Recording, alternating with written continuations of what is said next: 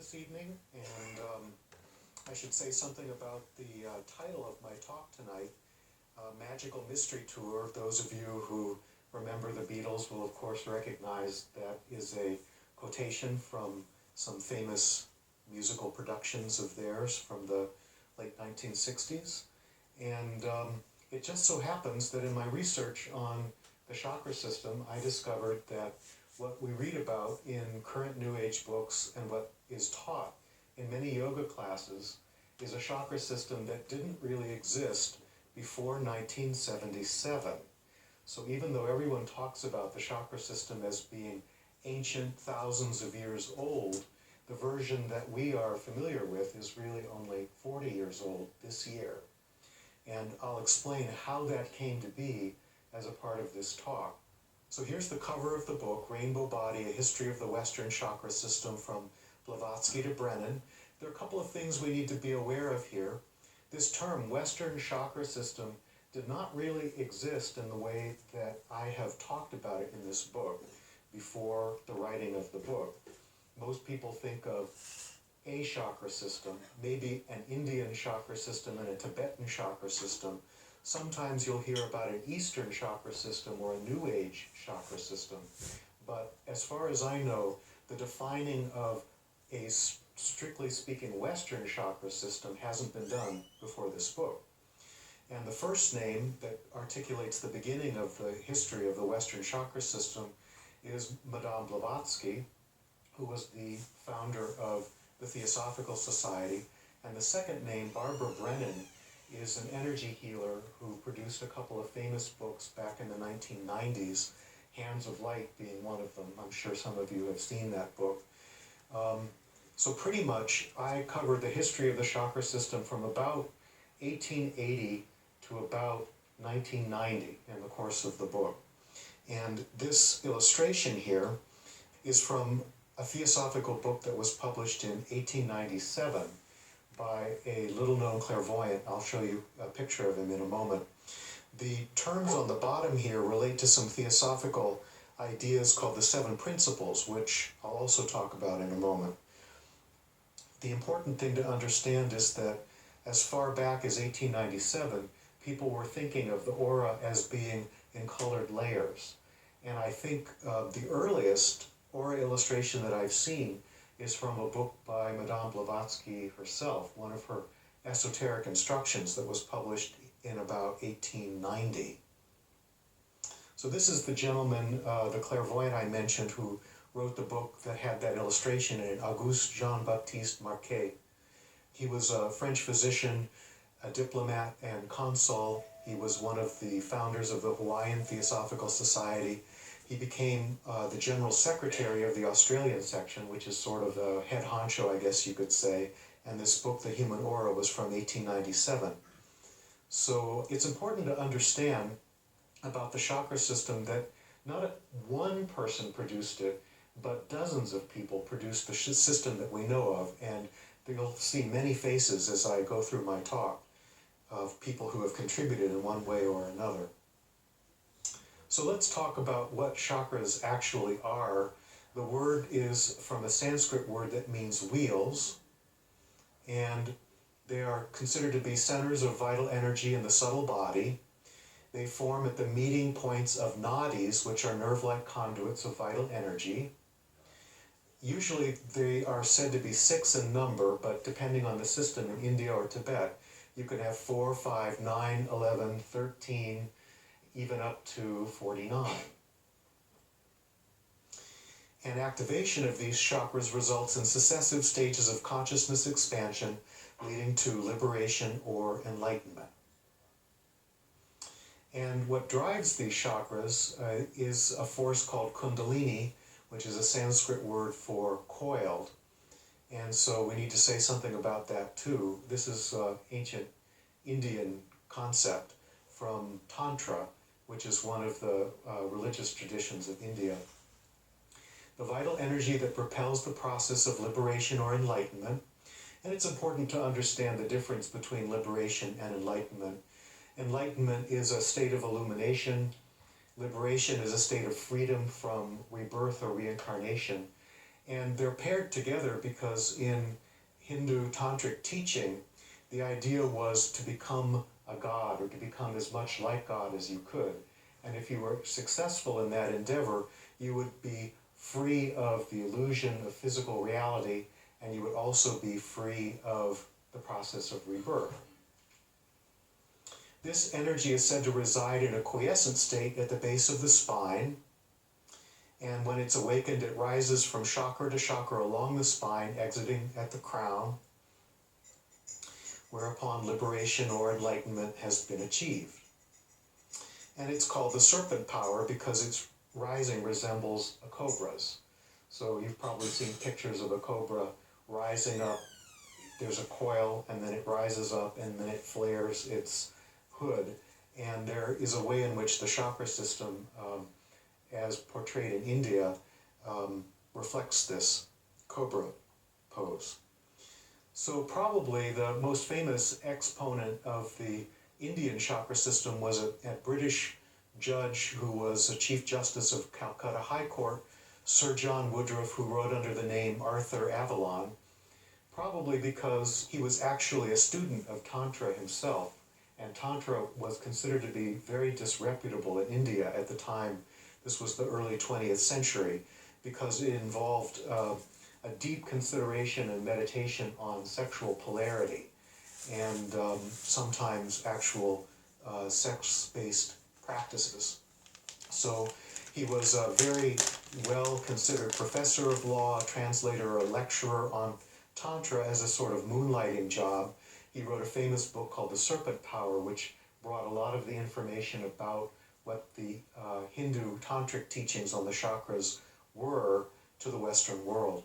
However, he did this in 1919, and already in 1880, information from the book that The Serpent Power was based on was being published in theosophical journals. So we actually, the Theosophical Society, began this process of transmission from the East to the West. I think he wrote under the name Arthur Avalon partially because he had a mystical nature. He wasn't simply writing as a scholar. He had a definite investment in trying to figure out what this teaching was and how it could be useful for some form of spiritual practice in the West. So this is an illustration from his book, The Serpent Power. So I talked about nadis. That's what these are.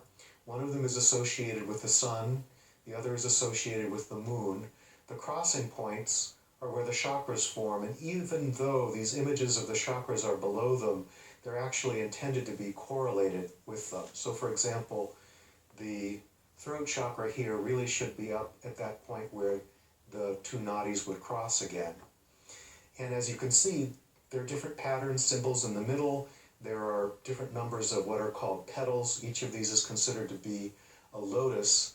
And at the top, the crown chakra is not really a chakra, but something called the 1,000-petaled lotus. I'll talk more about this in a moment. There is also this central channel that the chakras form along, which is the channel that the Kundalini runs through in order to break through the chakras and then come out the crown of the head. And here is an example of one of the chakras as portrayed in The Serpent Power. This is Anahata chakra, the heart chakra, and it's from a book that was originally published in 1577. Now the book is really just a set of verbal instructions. This painting was made by a contemporary artist at the instigation of Sir John Woodroffe, based on the teachings in this 1577 book. And you'll probably find in most books on yoga that people have a sort of obligation to talk about the chakra system and put these illustrations in it, but they often really don't say anything of substance about what it is or what it means. So the first thing is, this is Sushumna, which is the central channel that the Kundalini runs up against. And you should understand that there's a break in this conduit because the chakra is supposed to be laid out like this. We think of the chakras as facing out. In this system, they're like this. So you have to imagine that what you're seeing visually facing you is actually horizontal, not vertical. And what we have here is actually not only a meditation yantra, something to focus on for your meditations, it's also a textbook in visual terms for at least half a dozen different ways of using this chakra and all of the chakras to achieve the state of liberation or enlightenment. So each symbolic element indicates some aspect of a practice. We'll start with the petals. Every chakra has a certain number of petals. It happens to be 12 for the fourth chakra, the heart chakra. And each one has a Sanskrit letter on it. There are 49 or in some cases 50 letters in the Sanskrit alphabet, and the number of petals throughout the first 6 chakras corresponds precisely to the number 50. So each of these letters was considered to be the matrix of a force or a power that created the universe. And the idea was to meditate on that power through visualizing this and the Sanskrit letters, and then gradually dissolving the image piece by piece, so that when you dissolved this particular letter and petal, supposedly that would enable you to transcend the power that it represented. And the idea was that as you transcended the powers that created our reality, you became ever more godlike. And there are similar teachings that correlate with every other aspect of this, but that would take me the rest of our time tonight to explain. So the Western system is different in a number of ways from the way the system is taught about in the East. And what I did was I correlated it to 6 different things that are common to all of the contemporary Western chakra systems. And the first one is that they have 7 chakras, and this came into place about in the early 1880s.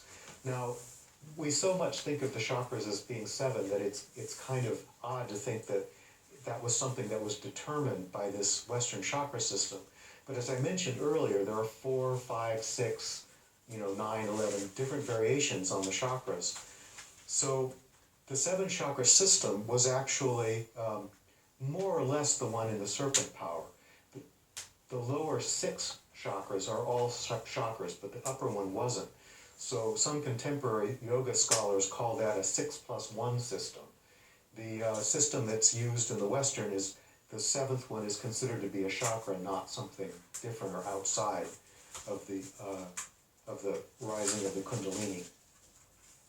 The second thing that made the Western chakra system is that the locations along the spine were determined to correlate to nerve plexuses, which are places where a great number of nerves are gathered together. So for example, there's one called the cardiac plexus that's associated with the heart. And the idea was that if there were these nadis that reflected subtle energy moving through the body, there must be a correspondence in the physical body, and these would be the nerves. Then English names for the chakras, because they had Sanskrit names up until this time. This came into place around the 1920s.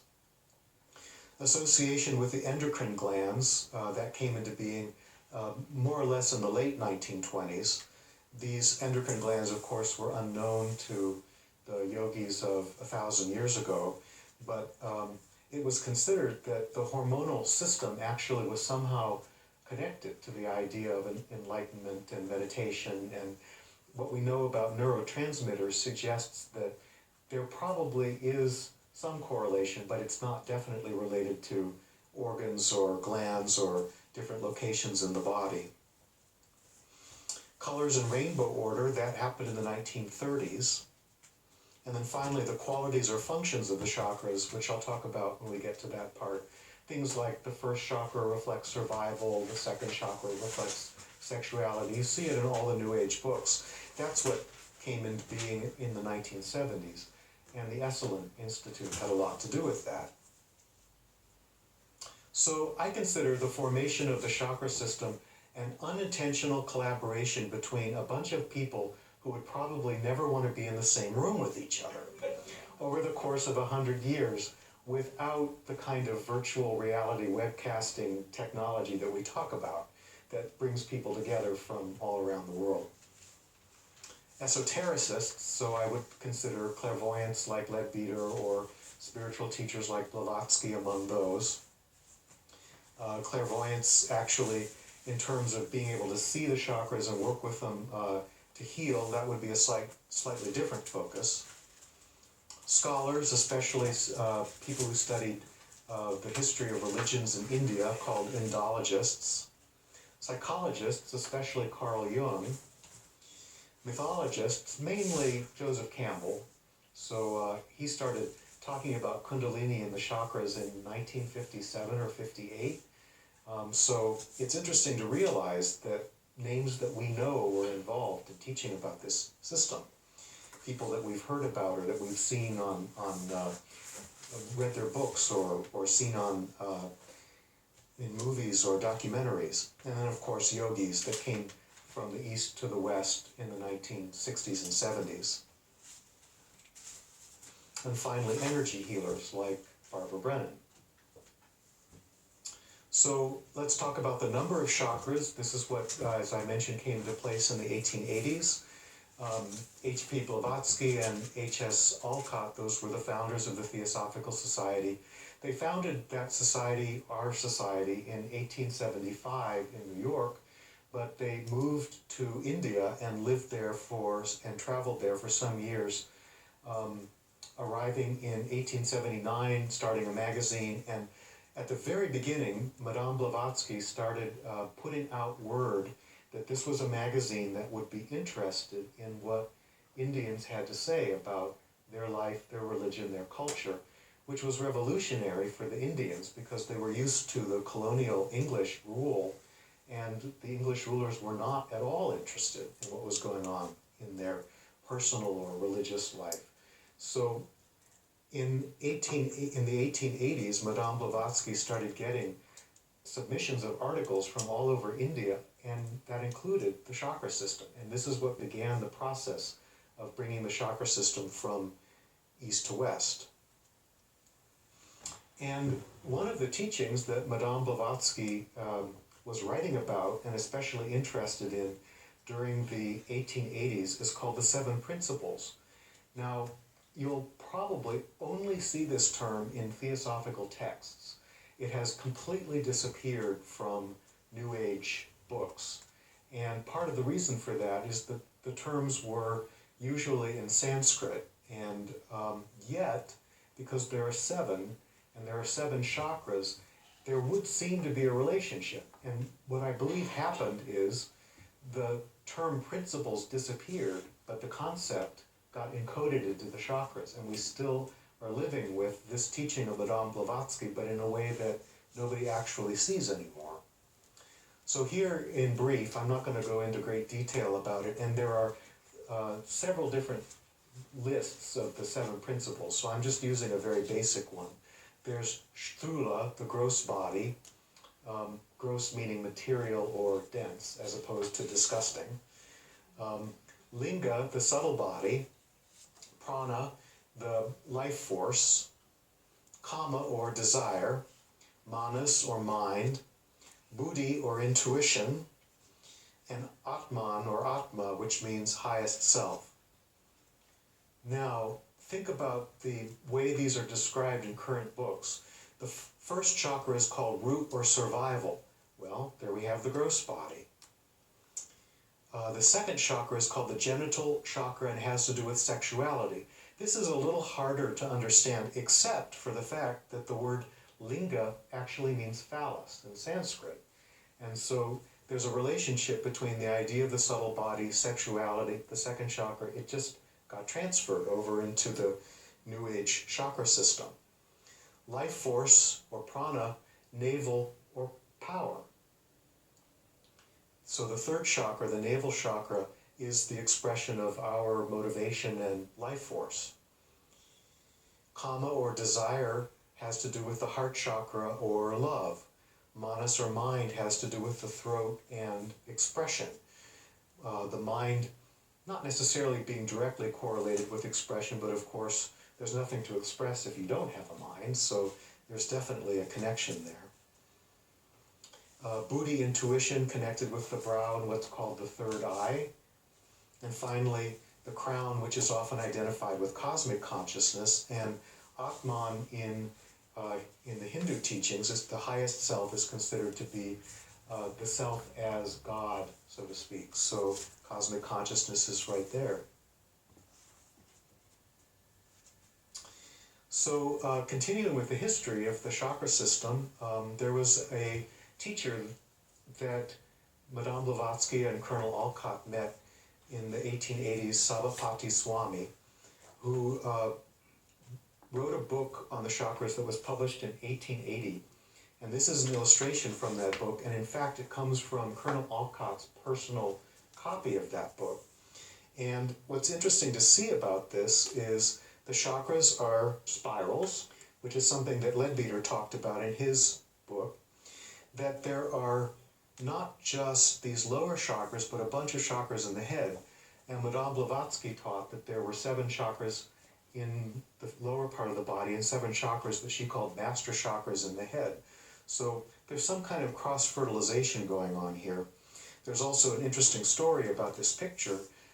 It was lost for a long time and found very recently, and it needed to be stabilized. Unfortunately, the stabilization process ended up doing some damage to it, and a friend of mine who is a photographer went through a very painstaking process of restoring it through Photoshop, and that version in all of its magnificent color can be seen on the Theosophical Wiki.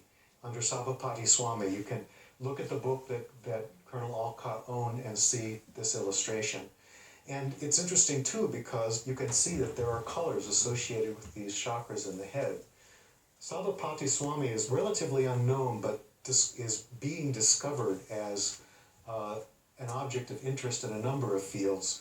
For example, Aleister Crowley claimed to have studied with him, and those who know Crowley's writings will recognize a number of references to Sabapati Swami.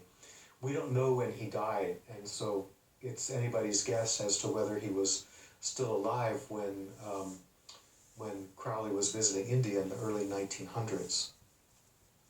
So the locations of the chakras from the 1880s, a man named Baman Das Basu was responsible for this. He submitted an article to the Theosophist that was published in 1888, and he made a correlation between the Sanskrit words for the chakras and the nerve plexus in the body. So these are the Sanskrit names: Muladhara, Svadhisthana, Manipura, Anahata, Vishuddhi, Ajna, or Adnya, and Sahasrara. And I apologize for my Sanskrit. It's something that I would love to be coached on, but I do the best I can. And these are associated with the sacral plexus, which is at the base of the spine, prostatic plexus in the genital area, solar plexus in the middle of just below the heart, cardiac plexus, the heart in the middle of the chest, pharyngeal plexus. This is an interesting one because it's an obsolete 19th century medical term that only occurs in the 20th century in books on the chakras. It got renamed. There isn't really even a plexus in that area according to medicine now, but you will still pick up a book that talks about the orientation of the plexuses and the chakras, and you'll see this pharyngeal because no one ever looked it up to see that it isn't really a word anymore. The cavernous plexus, which is in the brain, and in this version, the medulla oblongata, which is actually at the base of the brain, and more recent books will talk about it as the anterior fontanelle, which is the place where the 3 plates of the skull come together when you're born. It's an area that's actually soft and open when you're born, but the skull plates grow together, and it's considered to be the place where the soul leaves the body in Hindu lore at the moment of death. So the names of the chakras, these developed in the 1920s, and Leadbeater was very important in that, one of the great theosophical clairvoyants, a British theosophist. These 3 writings are the ones of his that talk about the chakras. The Inner Life is the first time that he wrote about the chakras in great detail. The Hidden Side of Things came a few years later, and he went into more depth about them. And then his most famous book is The Chakras, which is the one that I annotated, which interestingly changes a few things that were talked about in the inner life. And also, it's a confusing book for most people who are trying to understand the New Age chakra system, because he did some things that are very different from what we see in the books. This is the cover of the annotated version of the chakras book. It was through writing this book that I realized I had enough to say to fill up another 500 pages or so. So here's Leadbeater's version of the heart chakra. What you can see is that it is a vortex. This is the center of the vortex, and this is the outer edge of it. And this outer edge is at the edge of your etheric body, and that core is somewhere deep inside the physical body. And supposedly this vortex transfers energy between the subtle body and the physical body. And he has quite elaborate theories about how that's so. One of the things that is different about this chakra is it's a sort of yellow gold color, whereas most people now think of the fourth chakra, the heart chakra, as being green. One of the reasons I wrote my book was to help people understand where everything in the chakra system came from, because there are so many different versions of it. It all came from somewhere. And there's a reason for this being yellow, having to do with some esoteric teachings of Madame Blavatsky. So Leadbeater's system also, you can see the outer edge of the chakras. They're supposed to be something like lotuses or flowers. Remember, there were 12 petals in the heart chakra in the original version, and he said that they weren't really petals, they were places like waves or ruffles in the force that was spinning around the chakras, and that it just happened that each one of the chakras had a certain number of these waves. So that was a radical reinterpretation of what was originally taught. So here, you've got the chakras showing outwardly as a kind of circle flower structure, and then having a stem that is attached to some point on the vertebra of the spine. And usually these points on the vertebra correspond with those plexuses that I was talking about earlier. So for example, solar plexus here, but he added a spleen chakra, which was another thing that is considered outdated now, and was a departure from the chakra system as it was originally taught. The reason that he did this was probably because Victorians were a little uncomfortable with the idea of sexuality, and so what he did was he moved the sexual chakra up and away and turned it into a spleen chakra. There are clairvoyants who say there is a chakra in the spleen, but they consider it to be a minor chakra as opposed to one of the 7 major ones in this Western system. And here is a front view of his version of the chakra system, and another characteristic that is odd about it is that the chakras are not all aligned with a central core flow. And you've got this spleen chakra, which is not only the genital chakra moved away, so to speak, it's also out of alignment. And the heart chakra, again, is a little bit out of alignment at the center. Supposedly, these are things that he saw with his clairvoyant vision, and, well, you can't argue with that unless you see it the same way or unless you see it a different way. The important thing, I think, to understand is that the original Eastern version of the chakras was they were points to meditate on, to have certain kinds of experiences. And this is an attempt to talk about a relationship between the physical body and the subtle bodies, where energy is being circulated through all of these different subtle bodies. And so it's not only a reinterpretation of the chakra system, it's actually its own animal, you could say.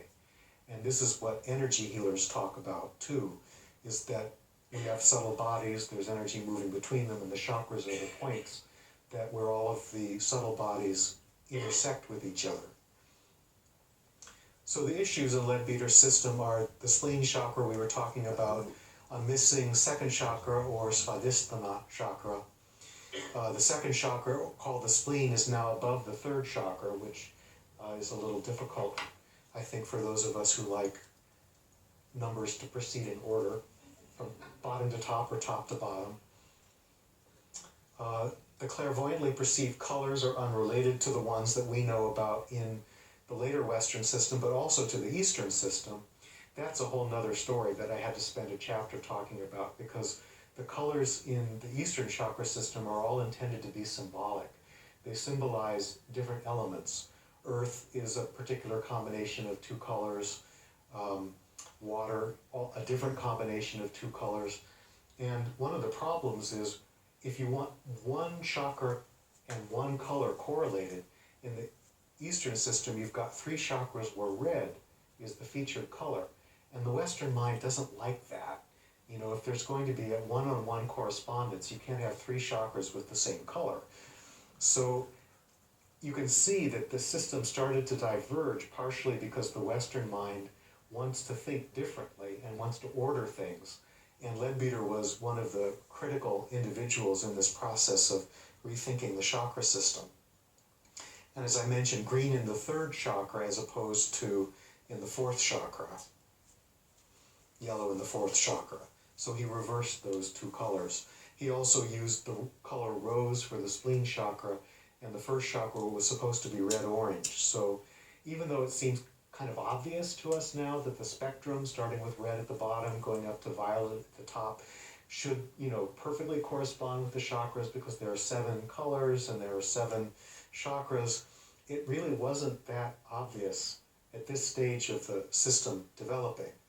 But then, if you talk to an artist like my mother, you realize that there aren't really 7 colors either.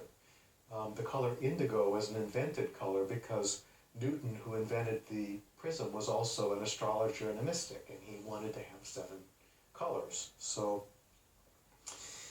and of course there are correlations to 7 notes of the musical scale, and on it goes, to the point where I actually made up what I call Leland's law, which is, if there's 7 of anything, they have to do with the chakras.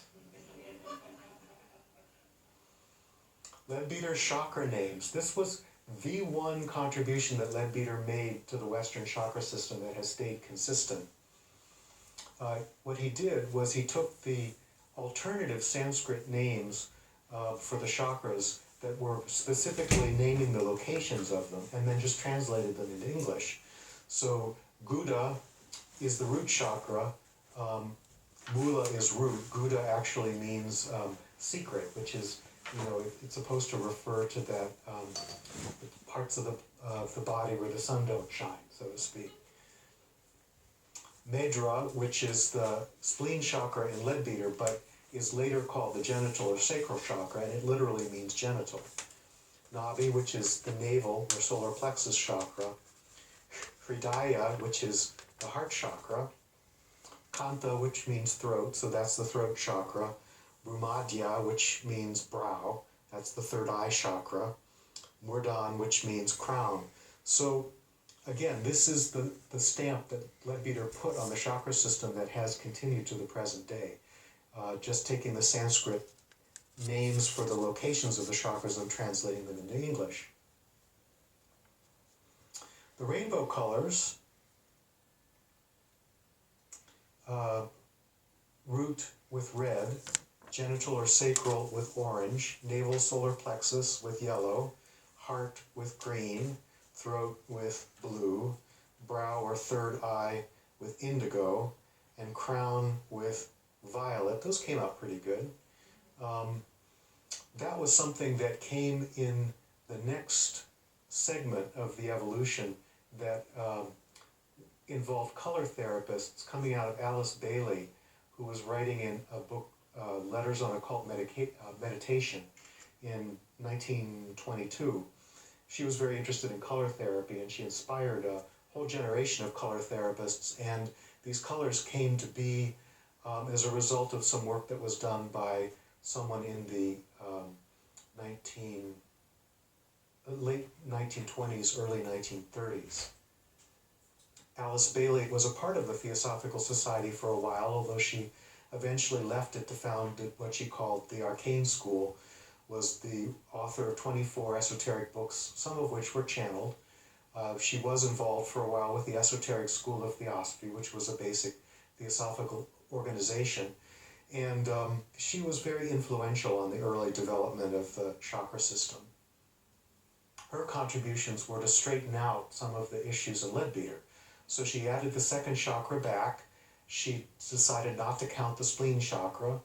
She was ostensibly the first to link the chakras with the endocrine system, but actually that ended up being a more complicated story once I dug into it. She linked the chakras with a theosophical idea called the seven rays, which is something you still see quite a lot in the more esoteric literature about the chakras.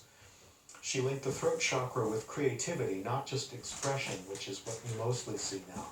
And some books will talk about the link of the throat chakra with creativity. That's a direct tracing back to Alice Bailey. And her colors were just all over the place. And part of the reason for that was it depended on what age you were in, it depended on how developed you were, it depended on whether her channel, the Tibetan DK, was telling it like it was, or making sure that you didn't gain power that you didn't deserve by learning something especially secret, in which case he would swap and tell you the opposite color from the one that it really was. And I discuss all of this in the book so that people will at least be clear that there's a lack of clarity in this. So the endocrine gland associations, these came in the 1920s, and the primary person was a peculiar character who called herself Khadzaran Ali, whose real name was Amber Steen, and she wrote the first yoga manual with photos, which was called Divine Posture Influence on Endocrine Glands, and it was a photographically illustrated manual of yoga. She went to France at a certain point and is known as one of the pioneers of yoga there, even though nobody knew anything about her before the research that I did. And she had quite a peculiar life. She was married several times. She had about 8 or 10 different names that she traveled under or called herself. She got married to a black man from Trinidad who was masquerading as a Hindu teacher and traveled all over the country in grand style as part of his entourage. And then he ended up being tried for fraud because he had collected $50,000, which doesn't sound like much, but in 1928 money, that was $700,000. So he was a pretty interesting person, and I found information on the court cases and so on, but she's the very first one. Here's an example of her doing one of her yoga poses as illustrated in the book. And the book must have been quite risque for 1928, given that she's wearing the equivalent of a jogging bra and jogging pants. There are 60 or so illustrations, I think, of the poses in the book. And nobody knows quite what to do with them because they look a little like yoga and then they don't look a lot like what we learn about in contemporary yoga classes, but she was clearly a pioneer. So all of this endocrine gland stuff came from a book published in 1925 by a medical doctor where he laid out the endocrine system. And you can see that if you think about the chakras going up the spine, that there seems to be a more or less obvious correlation with the prostate gland, the adrenal or the spleens, the thymus gland, which is associated with the heart, although it only is really active during childhood, thyroid in the throat, pituitary and the brow chakra, pineal, and the crown chakra. And as it happens, Khadzaran Ali apparently knew this book, and so she created this illustration. Look how similar they are. And notice the little bird that she's got here. Now, she doesn't explain it in her book. We have no idea why it's a little bird. But look, there it is. I guess it's supposed to be an ear, or maybe it's some structure in the brain. So anyway, this illustration is also interesting because she correlates the chakras with the with 7 symbols from the Revelation of St. John. And this was another project of westernizing the chakras, was to try to correlate it to ideas in Western esotericism. And this idea actually came from a theosophist named Price, who wrote a book in 1910, I believe it was, about the chakra system. Again, I wrote about it in my book, but there are many byways that I can't go into detail about tonight. So Edgar Casey picked this up, and most of you, if you know anything about the chakras linked with the Lord's Prayer or with the Book of Revelations, Edgar Casey is the source for that, but it originally came from these teachings from Price. So the endocrine gland associations with the root chakra, some versions say the gonads or the adrenals. With the genital sacral chakra, some say it's the adrenals or the gonads. With the navel solar plexus chakra, you get either the pancreas or the spleen. With the heart chakra, you get the thymus, which is odd because, as I mentioned, it's only really active in childhood. With the throat chakra, you get the thyroid. With the brow, you get either the pituitary or the pineal. And with the crown, you get either the pineal or the pituitary. And there are schools that will passionately defend whether the sixth chakra is in the pituitary or whether it's involved with the pineal. But it's a recurrent theme throughout the history of the chakras, everybody trying to figure out.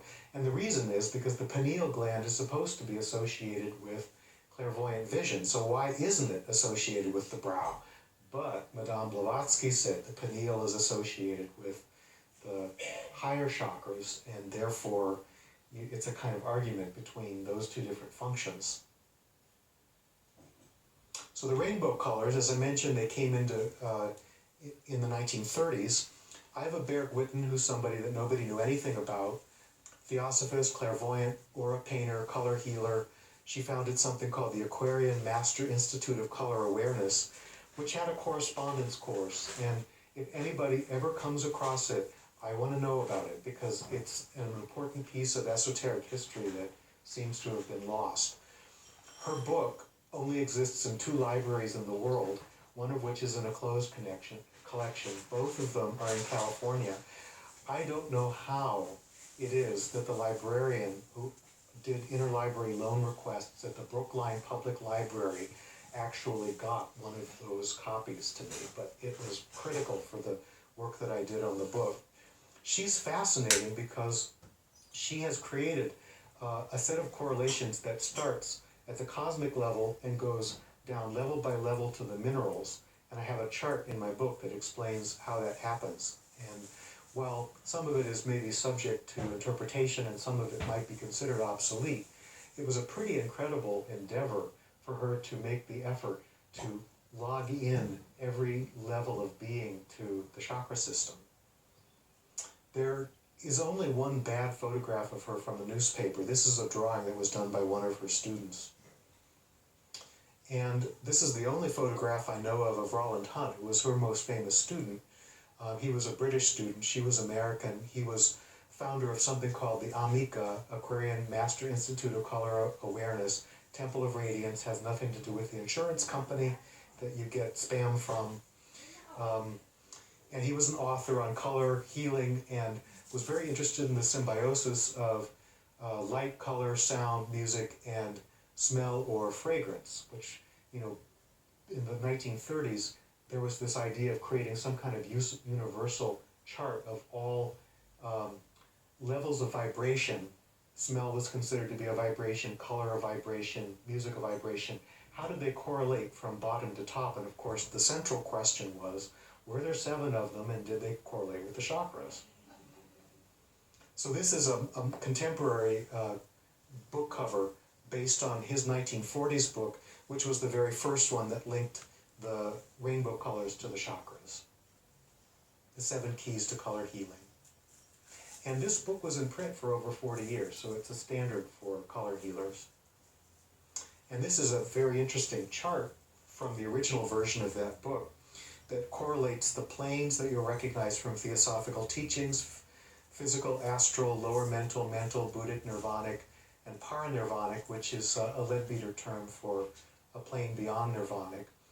Notice the colors of the rainbow going straight up the middle, and these are those 2 illustrations from Leadbeater that I showed you earlier, and the lines are an attempt to show how the energies correlate with these colors that go between humanity and the Logos, which is the theosophical teaching talk about what I call the source of all being.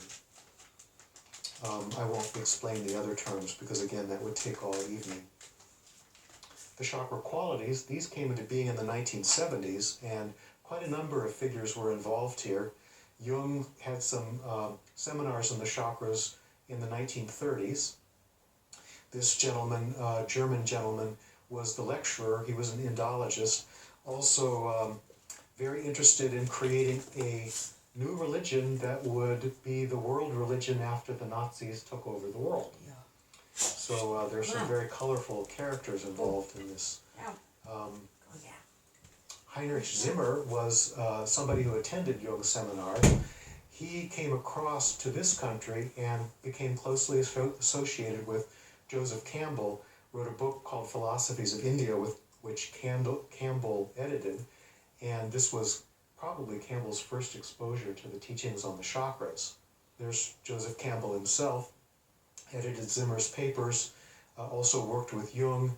He also was instrumental in creating an English version of the Gospel of Sri Ramakrishna, which is one of the great spiritual classics of the 20th century, and Ramakrishna's teachings about the chakras play an important part as well.